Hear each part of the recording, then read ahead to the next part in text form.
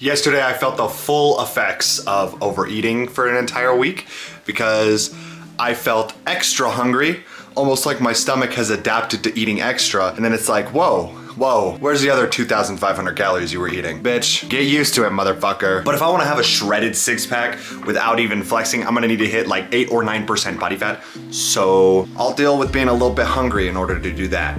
As of right now, my abs are fucking shit. Here's what it's looking like, boys. They're getting pretty decent, but I need it to look like this without flexing. This is what it looks like without flexing.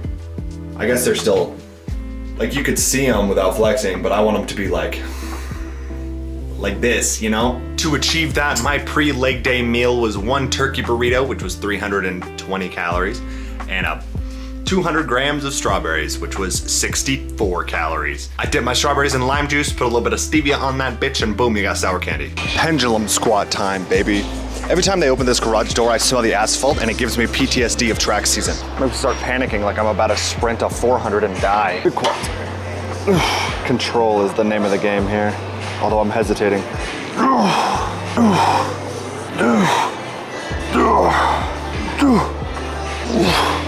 My fucking headphones fell. Is this real life? That's never happened before. What the hell? Fucking ruined my set, man. That's bullshit.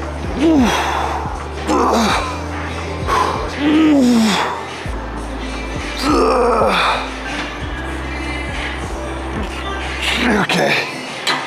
Shit, man. Only got 10. I hate washing my hair. Every time I do it, fuck it. It's terrible for like 3 days. I don't know how people wash their hair every day. Shit.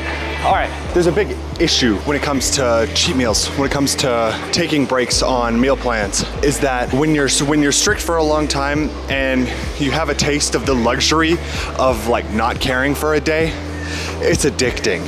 And all you want to do is think about that time that you had a cheeseburger when you weren't supposed to. The week I took off on cutting, like I didn't track as hard as I should have.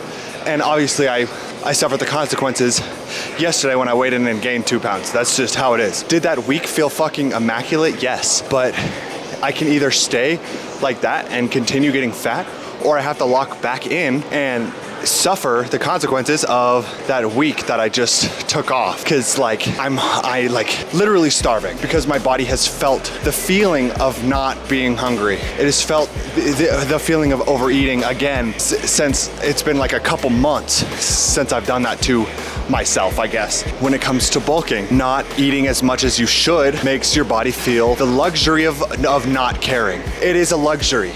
It is a great feeling to not care. But when you're in that luxury, it's temporary. And then when you have to lock back in, it's 10 times harder. If you stay strict the entire time, you forget the feelings of luxury, and it's an easier process. Cheat meals on a bulk will fuck you up. Cheat meals on a cut will probably fuck you up even harder. So you just gotta, super unreasonable to even say this because nobody on the planet is perfect, but if you could just stay perma-strict, you will feel better permanently because you forget the feeling of the luxuries. I've stayed away from soda for years on years for that exact reason. I forget the taste and the immaculate feeling of drinking it, and it's done nothing but benefit me. But if I cheat and just have one occasionally, that one turns into 2, which turns into 4, and so on. It's a risky game, dog. There's some science behind the seated hamstring curl. You got a couple options on how you could do this. You could do it the standard way, which is, leaning back, grabbing the handles, cranking out some reps. Or you could set up everything normally, but you lean forward into it, you force it into a deeper stretched position for more muscle stimulus. The hamstring grows in the stretched position, and at the deeper stretched position, the better. So if you lean forward at the start, all the way down, you have a crazy stretch, and it fries your hamstring. And then when you're done, you could lean back and crank out some reps, but I don't think I'm gonna do that. Unfortunately, I'm not as smart as Mike Azertel, so I can't explain it as good as he is. You can watch one of his videos about it. In between all of his sex jokes and penis jokes, he'll talk about how hamstrings work.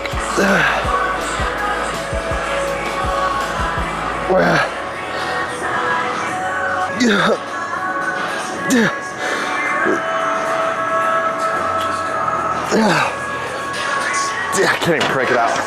I might need to go a little lighter. Although I got 11, so damn. So here's a simple way to think about calories and cutting and what you should and shouldn't be eating. Damn, this bitch is low. You could break it up like this, okay? Assuming your macros are gonna be good either way. You have enjoyment calories, like food that's, you know, tastes a little bit better, or you have volume calories. Food that doesn't necessarily taste as good, but you can eat more of it. For example, cauliflower. Bitch, it's plain as fuck, but yeah, you get a plate for 80 calories. You get a plate of cauliflower for 80 calories. Or in the alternative, I have in my meal plan, protein cookie dough. It's 410 calories. It's really, really good. But you know what I can have for 410 calories? Pounds of vegetables, basically. Pounds of it. More volume, it'll probably make me more full as well. But I'm willing to sacrifice the volume points for yummy goodness points. And you can even extend that to like fast food or like Panda Express or Chipotle or stuff like that. I would rather have more volume and food that tastes less good than go to like Chick-fil-A, get a 10-piece nugget for however many calories. So that's a simple way to think about it. Do you want enjoyment? Or do you want volume? Mix in both. It doesn't have to be one or the other. It could be like a good 50-50, kind of like what I'm doing. And then when you get really, really low, like 8% or 9% or 7%, you don't get the enjoyment anymore. You have to eat literally only what you need. You have so little to work with eventually that enjoyment no longer is a factor that you can implement. Your enjoyment is the way you look, not what you eat. So the turkey burritos that I'm eating, 70 calories per tortilla, that needs to go away if I was that lean. You can't waste 70 entire calories like that. You don't have a room to waste like that. I have no idea what I'm at. Shit. Man, everything needs to be dialed in and perfect. You have a 1,500 calories to work with. What's your body weight? 180, so 180. If you're 180 pounds and you have 1,500 calories to work with, 720 of those calories need to be protein. Okay, and then the other 30% need to be carbs, and the other 30% needs to be fucking, or 25, the other 25% needs to be fat. Math is hard.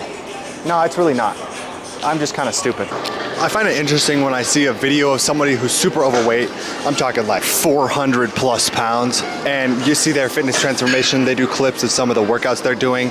And this is no hate, by the way, but it's just some of the most random shit that I would never imagine somebody actually doing, such as like decline weighted push-ups and fucking shit like that, like HIIT exercises, which makes sense. Elevate the heart rate, maybe burn more calories, like cardio and workout in one, kinda. And I'm just like box jumps, shit like that. And I'm just wondering if that, like I said, no hate, because it's usually, they always end up looking phenomenal at the end, probably after years of dedication. But I always wonder, like, is that the move if you're super overweight, to do HIIT workouts so that your heart rate is elevated even more? Because I know regular workouts, like weight training, will also elevate the fuck out of your heart rate, and working on your muscles and shit, muscle recovery probably burns a lot of energy, which helps you lose fat. So I wonder if you just work out like a regular person, if that would also have this like similar results without making you feel like shit during your workout.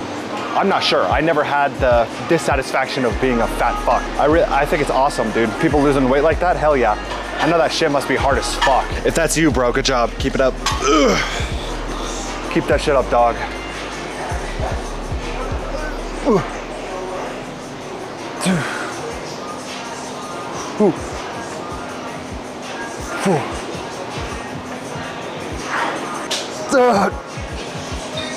Man.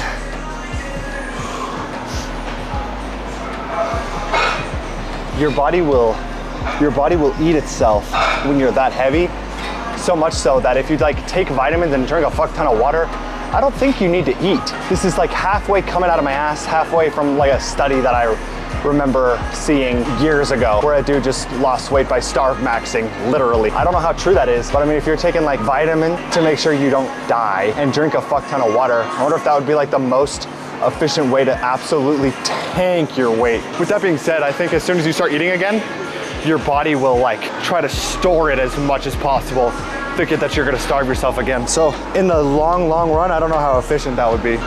Whew. But fuck, dude, better than being fat.